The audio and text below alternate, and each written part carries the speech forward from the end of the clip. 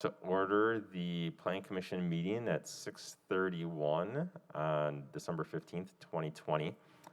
First up is approval of the minutes from November 17th.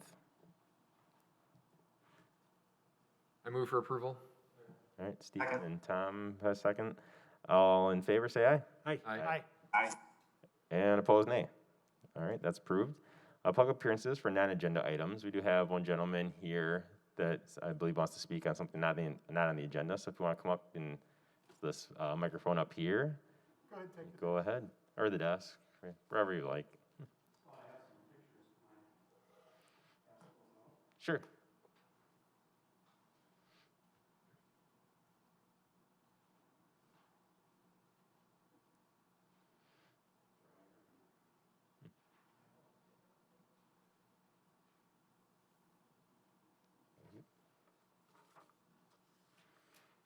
Thank you.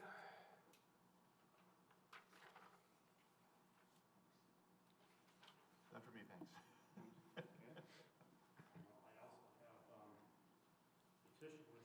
Oh. All right, thank you.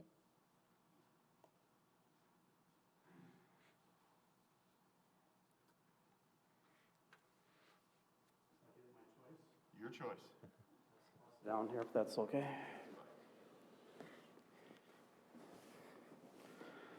My name is Richard Dern. I live at 5178 Hilltop Road. Been there since 1979. I have some neighbors that have been there longer than me, some 40 plus, 50, almost 50 years. Over the years, all the neighbors have worked to maintain and improve their homes, to add utility, comfort, curb appeal to our properties, and in a manner that is respectful and fits the neighborhood decor. This evening, I'd like to add some transparency to building permit number 200-784 at 5179 Hilltop Road, which is directly across the street from my home and next to my neighbor that's been there almost 50 years.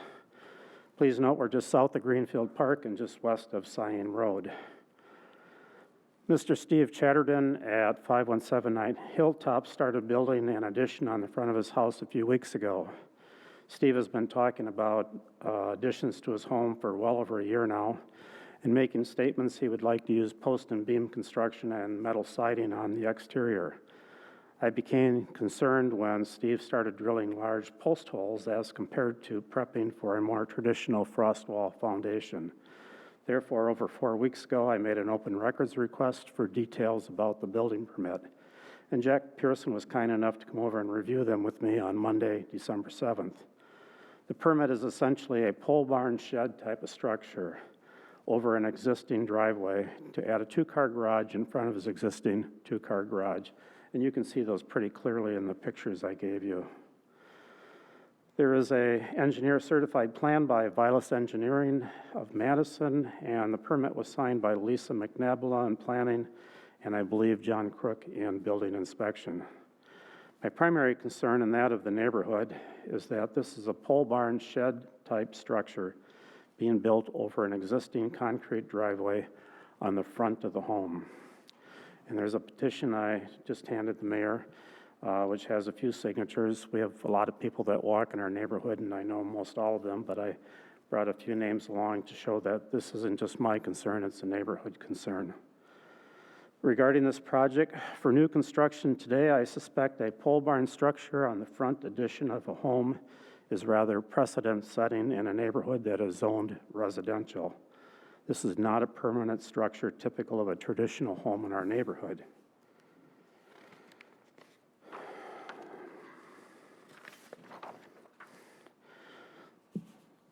Second, the building does not have a foundation. It is not anchored to a poured concrete or cement block wall or concrete piers or concrete slab. The vertical pressure treated framing is set in post holes backfilled with gravel. This building is not typical of other homes in the neighborhood that use concrete or cement block frost walls, cement slabs, or cement slabs and conventional stick-built or similar modular walls. The permit does not specify siding materials either. Lisa McNabala told me in planning that permits usually do not specify external siding materials. However, My neighbors and I are very concerned that the building may be sided with vertical metal siding typical of a pole barn and shed, because this is what Steve has talked about for well over a year.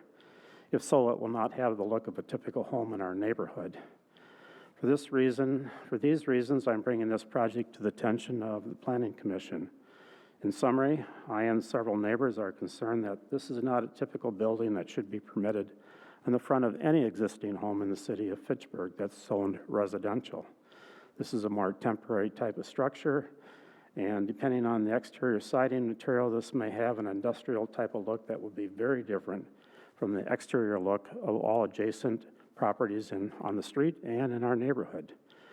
More importantly, we're concerned that either both of these issues will likely have a negative effect on the attractiveness of our neighborhood to future owners, and also important, on the property values of current owners. Thank you. Can I entertain any questions? If you just want to give me your half sheet, because I'll have your contact information on it, I'll touch base with staff and building inspection staff, hopefully tomorrow, and try and get some more information and Sure. get back to you. Any other questions? We really can't have discussion, unfortunately, about it, but Tom, question? Just a comment. I'm aware of the rules.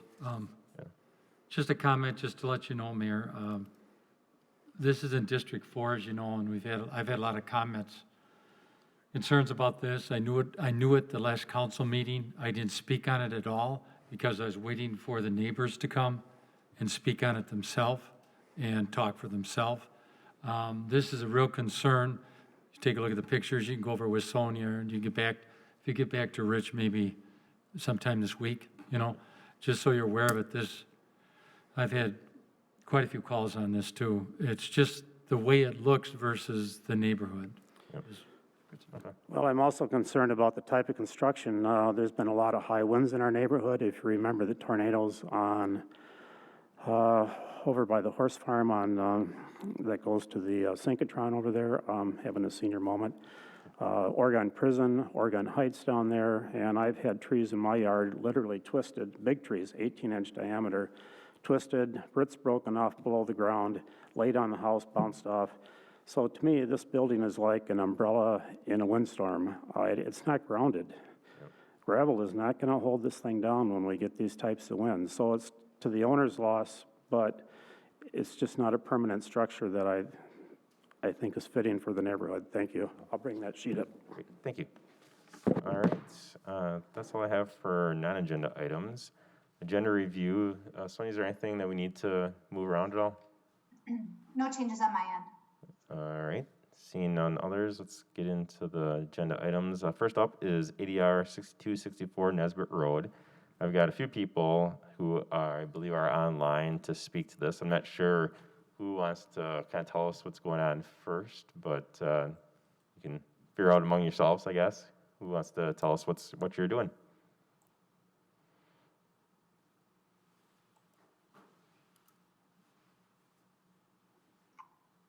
This is Bill Simpson. I'm an architect working on this project here with the Town and Country and Brian on here.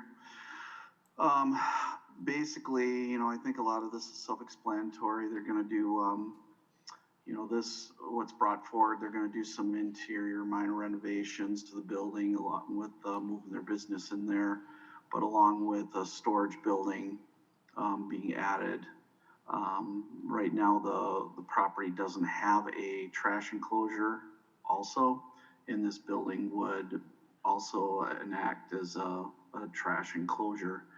Another important factor to this is that the storage for this facility as Town and Country is an engineering company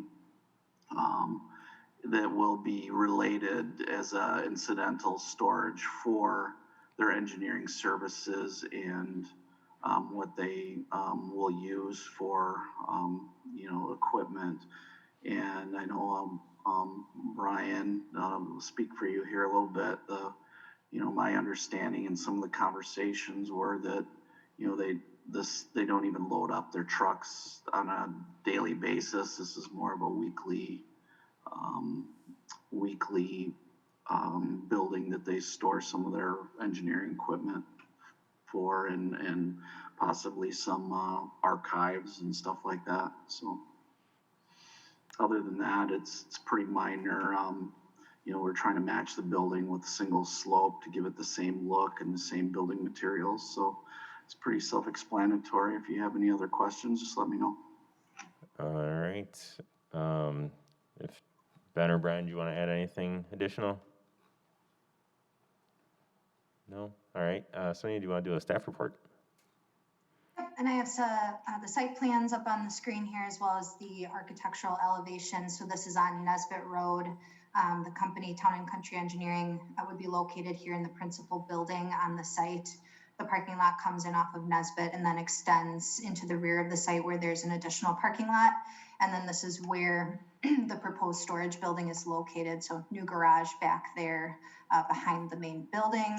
And then I'll go back up to the architectural elevation. So the main building looks like this with, I think it's smart side, but in any case, it's the siding material with this bluish gray color. Windows, the sloped sort of shed roof that was mentioned by the applicant, and then some cultured stone at the front. The proposed garage matches that roof pitch and roof material, as well as the siding material and color. The door is somewhat decorative, and then they also match with the same style of windows. And then there are some minor landscaping additions proposed. They've included a landscaping plan and a lighting plan. As mentioned, the use is allowed in the business general zoning district. Since it is incidental to the primary use, it's just allowed for storage of that permitted business in the principal building. Staff's not identified any other concerns, and the recommendation is for approval with 4 conditions, including number 2, which is that a document be provided indicating the arrangement of the water service and sharing of the distribution there between the 2 buildings, and that document be recorded. All right. Any questions, Rich? Microphone. 3 conditions, I think. Yeah, I only see 3 of the conditions. Yeah. All right. Questions, comments at all? Can I get a quick clarification on the ownership of the property? Is this still owned by Sarah Investment, or was it sold? I'm actually Ben Heidemann. I'm filling in for Brian. I'm his business partner. The property we are in the process of purchasing it from Sarah Investment. Okay, that's not done yet? No. Okay. I'm going to recuse on this. Okay. All right. Other questions, comments at all? Concerns? I don't see anything. So if someone wants to do a motion then.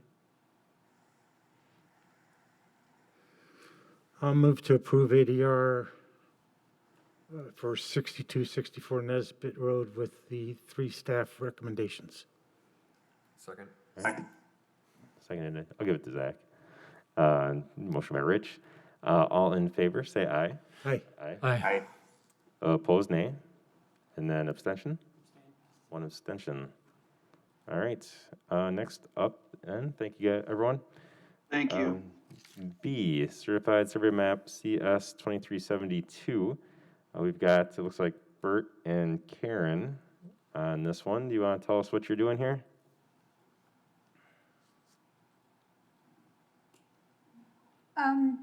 We're just trying to get the lot line straight. We thought we had it done. We had a lawyer, notary public, had it recorded in '84, but it wasn't a CSM. And we didn't really like the way the lot line was drawn then. So we've redrawn the lot line. We're trying to sell our house. We want to sell the lot separately. It's been separate all along, but we have to make sure we know where the lot line is to sell separately. We had a builder come look at the lot, since this was part of the Pareto homes, and that lot was not sold at that time. And we asked him, what's the problem with the lot? And he gave us suggestions on how to improve it. Yeah, and so this is the best way to sell it separately, best for both lots, best way to put a house on. It's already got sewer and water on it. Utilities are at the, between 106 and 107, and between 104 and 105, so utilities are not affected at all. We had to change the original lot line because we added a screen porch on the side, which was permitted, so we have to make sure there's 10 feet from our porch. And then to keep the 10,000 square feet needed, that's why there's a little bend, a little wedge at the end. And we're taking out part of the driveway, because of, it encroached on the new boundary, and, they need a 2 feet difference from the boundary to, Well, it's actually a carport. It's quite wide. We had a little extra cement poured. That'll be taken out. We've already made arrangements for that. To get back, you wanted 1 to 2 feet back from the lot line, 2 feet back from the lot line. So that'll be taken care of. This will actually be a trapezoid removal, because that's where the basketball pole was. So we'll just have a standard carport instead of a big one. It'll be 2 feet from the lot line. All right, And the new line's best for both lots. good, thank you. Sonia, do you want to do a staff report? This is a simple lot line adjustment, so a CSM is needed in order to accomplish that legally. The applicants did a really nice job sort of hitting all of the main points, so I don't have anything to reiterate or add, except for that the staff recommendation is for approval. There are 5 conditions. One of those conditions does address the driveway, as the applicants have proposed to resolve that situation. So any other questions, I can address that. Otherwise, they're fairly standard conditions. All right, any questions or comments from people on the commission? All right, Stephen? I'll just move to approve with the conditions as noted by staff. Sorry, I missed how many there 5 of them. 5. With the 5 conditions noted by staff. All right, Second. moved by Stephen, I'll say second by Ed, I guess. All in favor, say aye. Aye. Aye. And opposed, nay. All right, that is approved. Thank you both. All right. Thank you. Next up, C and D, I think, are actually related here. But ADR 2792 on South Saline Road. And we've got, I believe, Kevin and Troy online. I'm not sure who's going to talk to us about this, but go ahead. Excellent. Hello, everybody. This is Kevin with JSD. I do have a presentation that I submitted to Lisa. I also have it up on my screen. If I have it up as well here. okay, yeah, Sonia, if you want to just run it, that's probably easiest. Sure. And then I think Troy is going to open up the first few pages, and then I'll take it over from there. Yeah, good evening, everybody. Troy Melezova, real estate manager with Quick Trip, 1626 Oak Street, La Crosse, Wisconsin. Thanks for the time tonight. Our proposal would be to add a Quick Trip facility to be of service on the east side of Fitchburg. Would be the southeast corner of East Sherrill and Saline Road. Currently, there's an industrial use on the property with a couple of tenants in the old what's called Gerlach building right now. Our proposal would be to combine that Gerlach parcel with a small remnant that's owned by Green Tech that abuts up against the railway and then has some frontage on East Sherrill, to combine those into a 3-acre site. With that, we propose to develop a Quick Trip facility. We think our product offerings of strong grocery and food offerings in a clean, well-kept store would be of service and well used by the residents and this community in this part of the city. About Quick Trip, most folks know, but in case you don't, Quick Trip's a family-owned company. We have about 700 stores between 4 Midwest states. We've been around since 1965. We have 27,000 co-workers. And what makes Quick Trip a little different is we make and ship a lot of our own branded products in our store, which means you get fresh products. We deliver them every day. And as we've seen in the pandemic here the last 6 months, having less out-of-stock items, people have been known to trust Quick Trip to have what they need in stock. A couple of slides just to show kind of what the current site looks like. I think Kevin's got a slide here of of the existing building, kind of a couple of facades of what's out there today. Again, our proposal would scrape this site, start from scratch and replace it with a Quick Trip store. I guess with that, I'll turn it over to Kevin. He can talk more specifics about what we have in the site plan. Perfect. Thanks, Troy. Kevin Yeska with JSD Professional Services, 161 Horizon Drive, Verona. Yeah, we are looking at a 3-acre site. I did want to just correct Troy there. We would not be combining these two parcels. Late in the game, initially we were planning to combine the parcels. Late in the game, we chose to actually keep the two parcels separate just due to a zoning item that Sonia can probably touch on in a little bit better detail than I. But we are proposing a 9,200 square foot convenience store at the corner of Sherrill and Sain, fuel canopy, as well as a detached car wash. That car wash is about 1,800 square feet. Started the process back in June with staff with the pre-app meeting, worked our way through the submittal in mid-November. We also hosted a neighborhood meeting mid-November as well. Had to do that virtually with today's day and age. About 40 members of the community attended, I would say. It was ultimately good feedback, had a great quick discussion with the group. And through this process, we've also been working with staff on the proposed improvements at Sain and East Sherrill. We understand that although it's not reflected in this rendering, we understand that there's a roundabout as well as a signalized intersection proposed, and staff is still vetting which option would be elected. Our design, though, is fairly conservative in that we're prepared to adjust to whichever design is selected. Next slide, please. So although there's quite a bit of detail on this plan, and this is just highlighting the landscape plan, fairly extensive landscape plan throughout. I did want to just note that we are proposing a wet pond on the east side of the property adjacent to the railway. And then next slide would just show you a quick zoom in of the entry to the Quick Trip convenience store, and then again just the extensive amount of landscaping to the west of the property where a lot of pedestrians will be entering the building. Next slide. So here's a quick elevation view. Starting from the top, this would be your main entrance or the south elevation, or your main entry as you're coming off the fuel canopy. Next, we'll work kind of clockwise or counterclockwise around the building. So the elevation 2 would be the elevation facing Sain Road. And then elevation 3 would be towards East Sherrill, with the 4th being to the east, more of our utilitarian elevation where a lot of our loading would take place for the convenience store. Material-wise, we're looking at primarily brick, stucco, and then the standing seam metal roof. Next slide. A lot of those same materials translate to the car wash, again, primarily brick with the standing seam metal roof. And next slide. Here would be the proposed fuel canopy. We did make, in our initial submittal, we did make an adjustment to this elevation.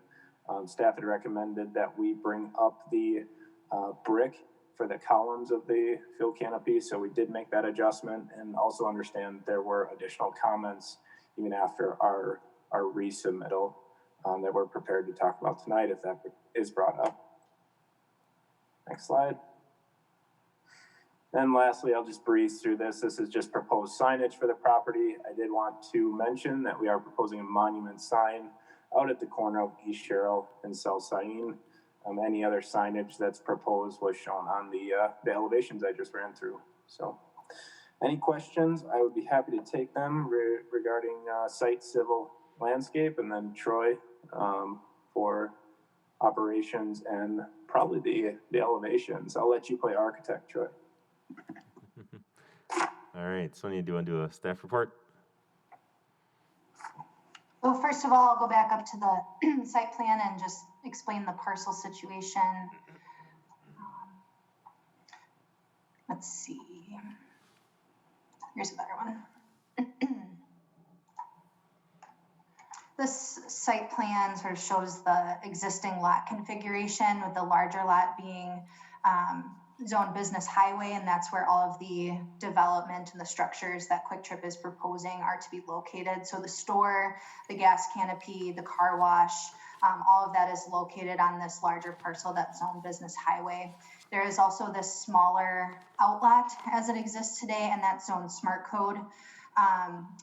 Rather than rezone this lot and combine the two by CSM, staff has recommended that they pursue sort of all of the structural development as they are on the business highway lot where that's a permitted use, and then record a deed restriction treating the two lots as one so they can't be sold separately. And the reason for that is because of consistency with the future land use map. It would be not consistent to take this outlot out of smart code and into a different zoning district. So the future land use for this site is mixed use, and per the comp plan, there are only a few zoning categories that would be appropriate in that land use designation, one being business general and another being PDD zoning. So neither of those would work for the Quick Trip site. So the best solution that we found is to leave the lots exactly as they are today with their existing configuration and their existing zoning, and therefore the project would work, and we would just require that deed restriction to keep the two lots together by title moving forward. In terms of the architecture, the staff report does comment on that a bit. I think, in my opinion, Quick Trip does nice buildings in terms of the amount of brick that's used, and then the overall concrete sites as opposed to asphalt. But we did have a few comments and requests. Some modifications were made after the initial round of staff comments. For example, this additional arch detail and light colored brick was added to the facade that faces the apartments on East Sherrill. I think there were a couple other minor modifications. And then staff has also requested some changes on the gas canopy as proposed tonight. So we usually ask for full brick columns, and we've made that request. I think that's included as one of the conditions. Excuse me. And we've also requested a different canopy roof with the standing seam green metal roof to match the building. If I just go back to the staff report, I have another example of that I can show you.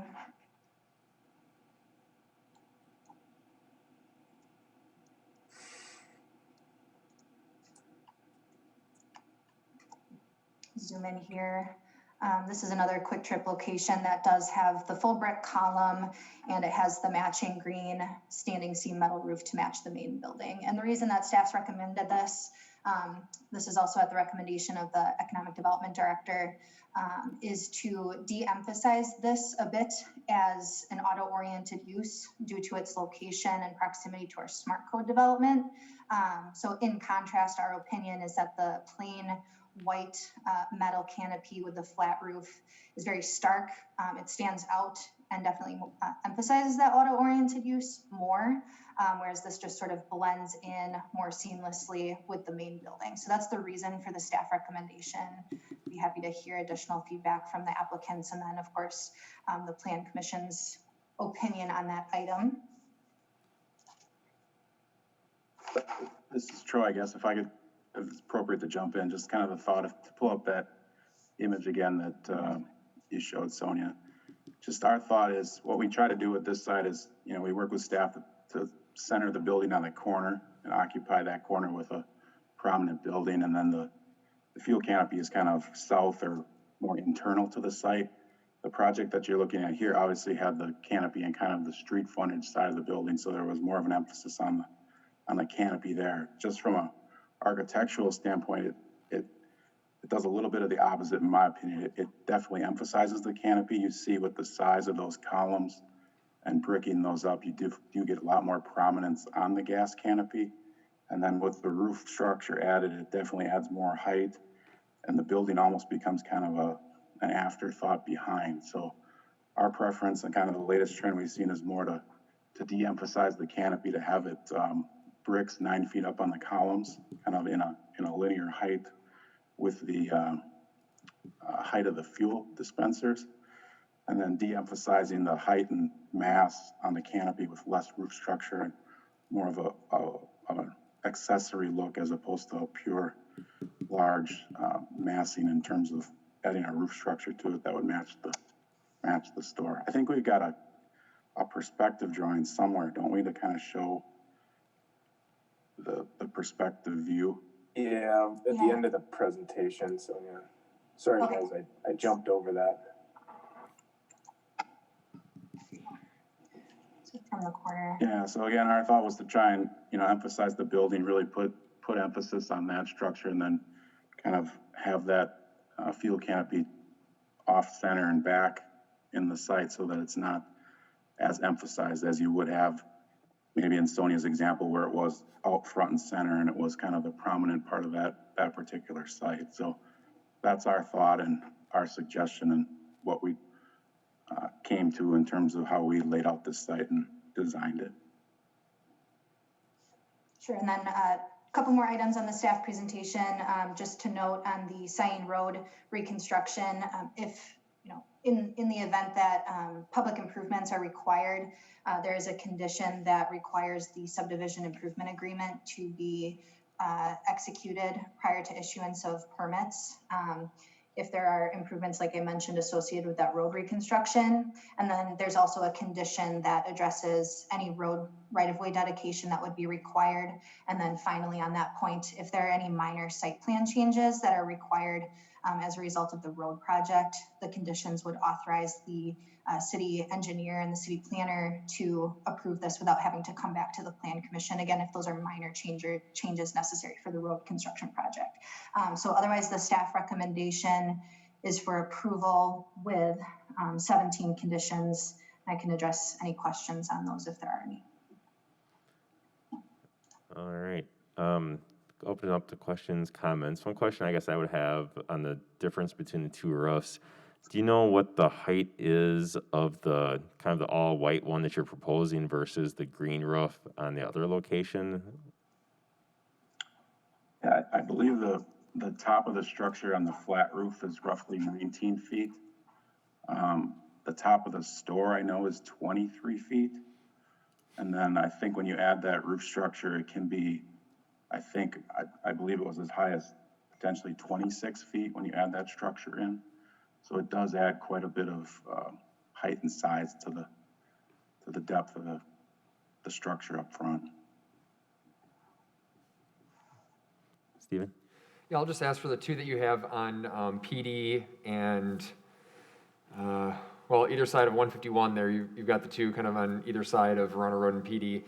It looks like from Google Images, at least the one on the northwest corner has that same kind of slope roof. Do they both? Can you tell us a little bit about what do those designs have versus what we're proposing here? Yeah, I do know that those were formerly PDQ stores that we acquired. Off the top of my head, I believe the one on the west, I'm going to call it the west side of the intersection towards the target side of 151. That one again has the canopy up front and kind of the prominent position on the site. The one on the east side of 151, if I'm calling that direction correctly, that one has a smaller canopy adjacent to the store. It's kind of on the side of the building. And then there's a smaller diesel canopy. When we acquired it from PDQ, there wasn't actually a canopy over the pump to the rear. And with obviously reinvesting in that site, we put a canopy over the top, and that has the flat roof structure. But again, it's more to the rear and not on the main street frontage. So they're probably not, exactly apples to apples, but our more recent designs have been de-emphasizing mass on the canopy. Sonia, one other question I had on the white version, like it was on here, Quick Trip is on that, and it's not on the other roof. Now, maybe it doesn't matter, they have enough room for extra signage, but would that be considered towards their signage limit versus the green one that doesn't have Quick Trip on it? And maybe it might not matter. Yeah. But. Any signage on the canopy would also count towards the allowed 150 square foot maximum. So in staff's opinion, if, and the applicants were very close to that maximum, if not over initially, I think they were at 225 square feet.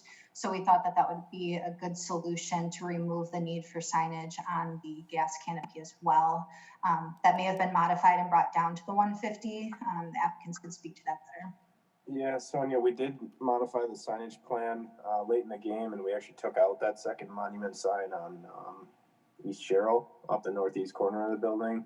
So that 75-foot reduction drastically got us down to under that 150. So what you see today should be the correct signage plan at 150.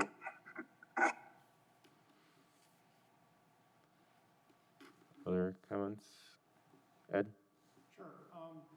Microphone? No, it was good. I think it's on, yep.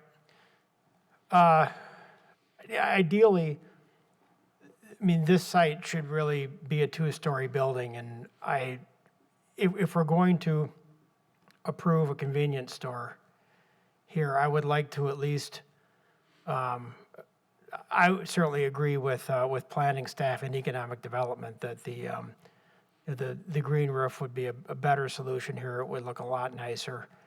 And I do understand the need for a little bit more grocery in this area, so I kind of understand why this is coming in. I was hoping we were going to have a little higher level of development at this corner, but if this is what the neighborhood wants and this is what the city wants, then I think we should at least get the best product that we can.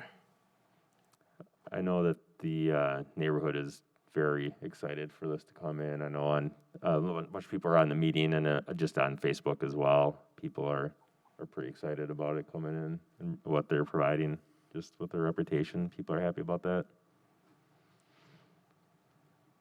Okay.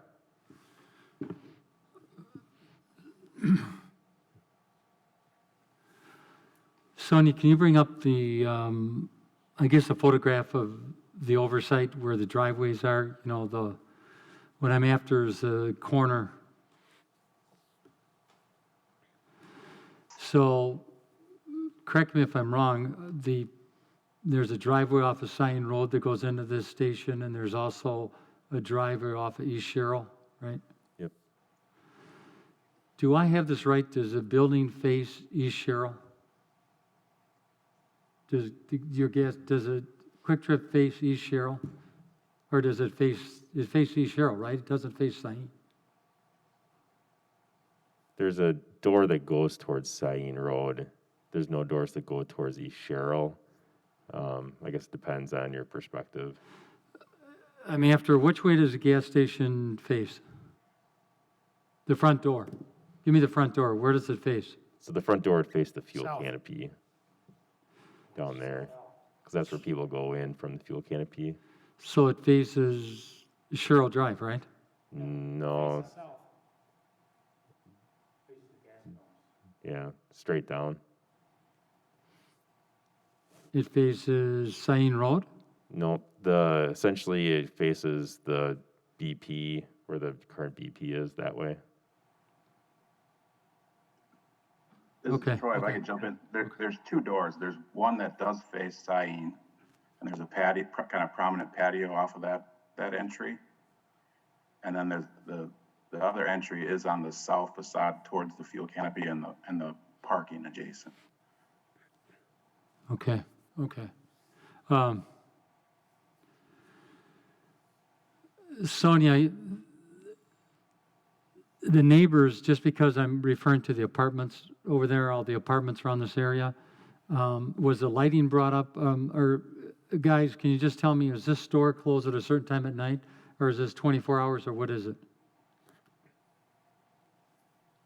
24 hours would be the proposed operation. Okay, it's 24 hours, and what's the situation with the, Sonia, what's the situation with the neighbors and the lighting?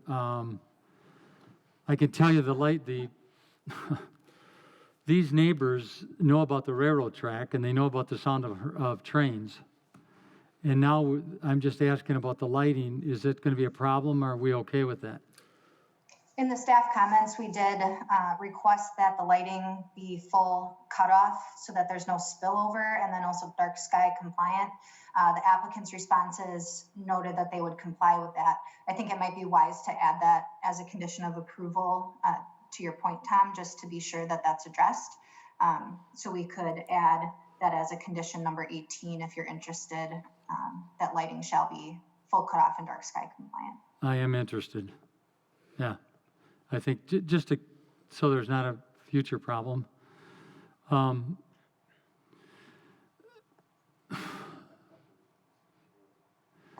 other question I have is, I know this area well. It's in the district that I'm in, and there's a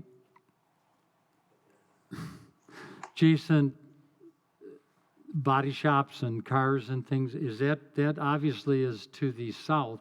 Will that remain, Sonia? Yeah, this redevelopment only affects the corner property. Okay.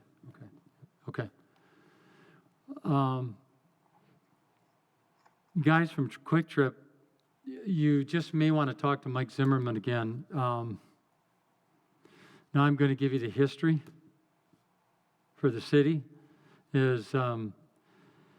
You're looking, I'm pretty sure this was the Holmes Rodeo Ranch. Ed, does that sound right?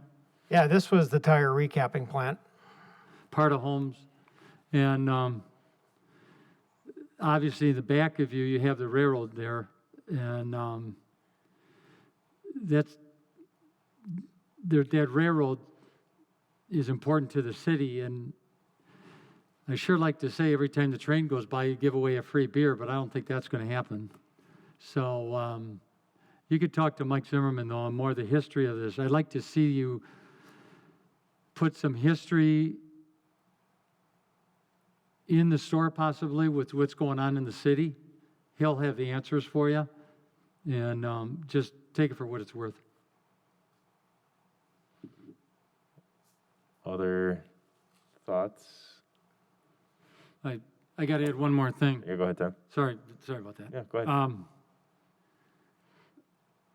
This isn't, Ed, I can help you out. I think you're on my page, but this isn't Cabela's, or this isn't another Target store, but we need this on the east side. You know, that I got a lot of criticism, and I know the other alders did, in reference to putting another grocery store on the west side over by Target. I'll just leave it at that. But I said, and it's coming to us, the east side will finally, things will happen. And I think this is great myself. I think it's fabulous. People over there need it. And they have to have a bigger grocery store than they have right now. Yeah, and it's going to be a while before we've got the rooftops for a full-service grocery store. That'll come at some point, but that could be at least 10 years down the road. I won't hold you to that. Well, it depends on how things are going pretty rapidly over on the other side of MM at Terra Vesta, so maybe it'll come sooner. You never know what'll come up. Other comments, I think, especially around the fuel canopy. I think that seems like the only issue that people have major concerns about. I guess, my thought too is kind of along staff's is that, this is in a neighborhood, and the more it seems like a neighborhood, the better. The white one does seem a little industrial to me, and having the brick all the way to the top, having a little bit different type of roof. I guess I understand, coming south to north along Saline Road, that canopy is going to be kind of big. But to me, being kind of in the middle of the neighborhood, I can understand that. And I think that maybe is something that we should strive for, is making sure it does seem like it's part of the neighborhood. That blue building directly to the south is still going to be there for now. That's certainly not fitting into the neighborhood at all, but hopefully that's a future renovation project. But yeah, Tom. Sonia, I'm thinking about the future, and I'm thinking about the law enforcement. Guys, can you tell me, is there security cameras 24/7 on this property? Or, let me rephrase that. Let me rephrase it. Is there a security camera on this property? Yeah, this is Troy from Quick Trip. We'll have an extensive camera and security system. I think our site typically has north of 20 security cameras between parking lot, front door, inside the store. So we'll have an extensive camera system, and happy to work with law enforcement as we have in Fitchburg. If there's any trouble in the area, we're happy to provide what those folks might look like.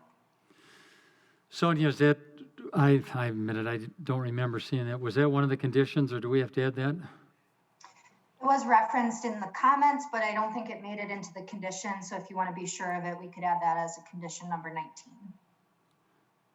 If you don't mind. Nope. However you word it's fine with me.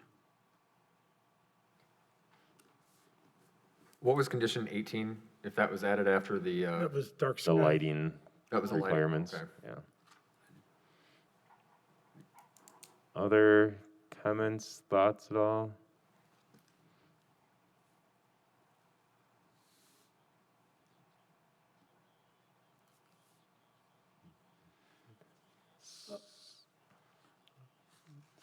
I'll move approval, unless somebody else has some, no. I'll move approval reference to ADR 2792 South Sign Road with the 19 conditions. Second. Second by Stephen.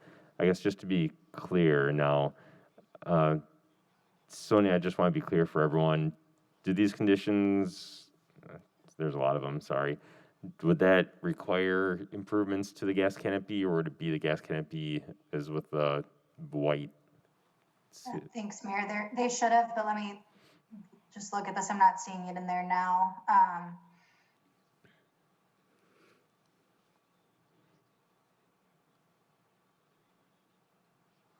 Yeah, so the recommendation from staff was to also include the upgrades to the canopy, which would be full height brick columns and the matching standing seam green metal roof.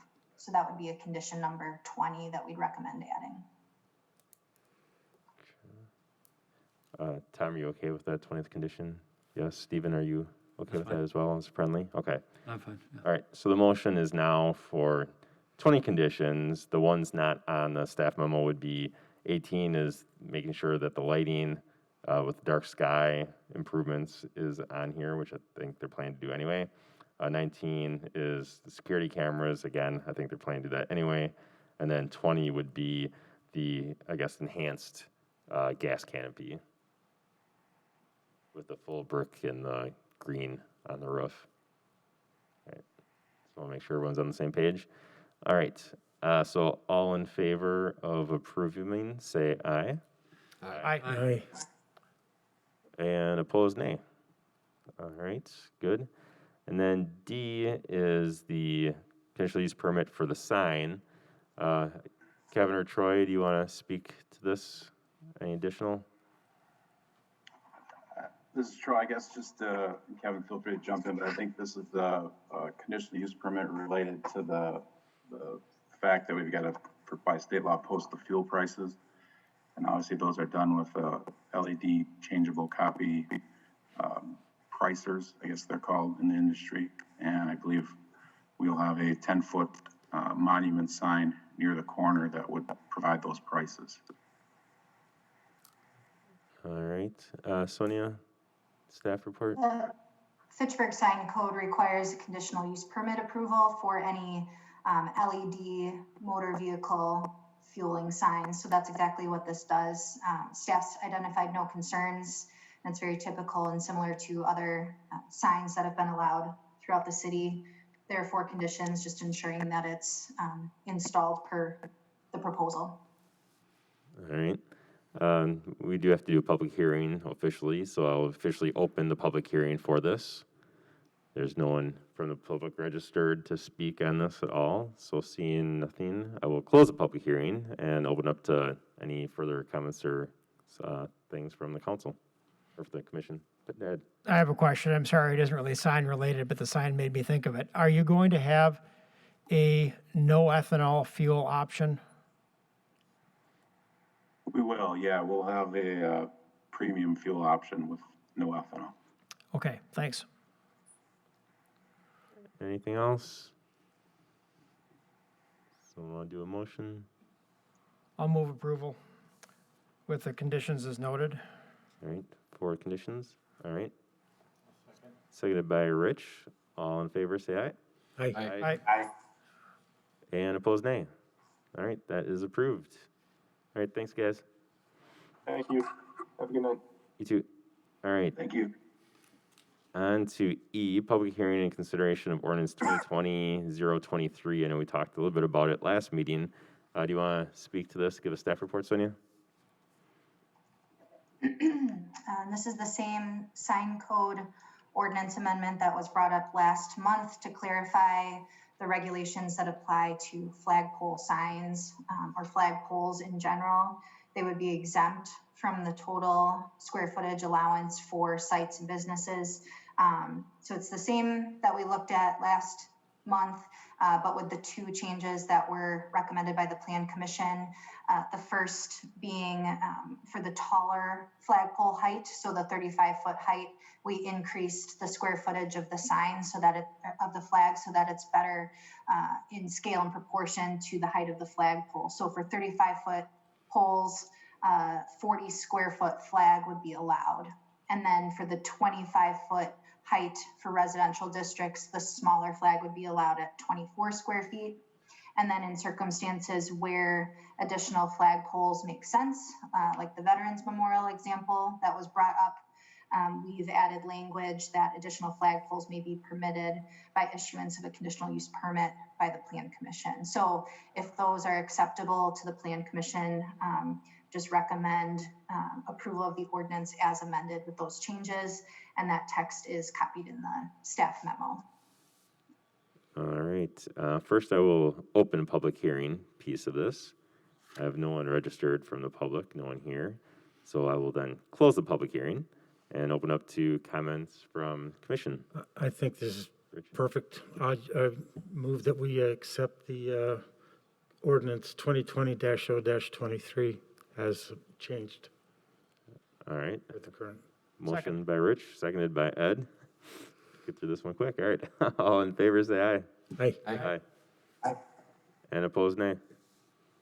All right. That is also approved. Report from the department, Sonia. I have no report. All right. Any announcements? Happy holidays. All right. Move to adjourn. Someone want to make a motion, I should say?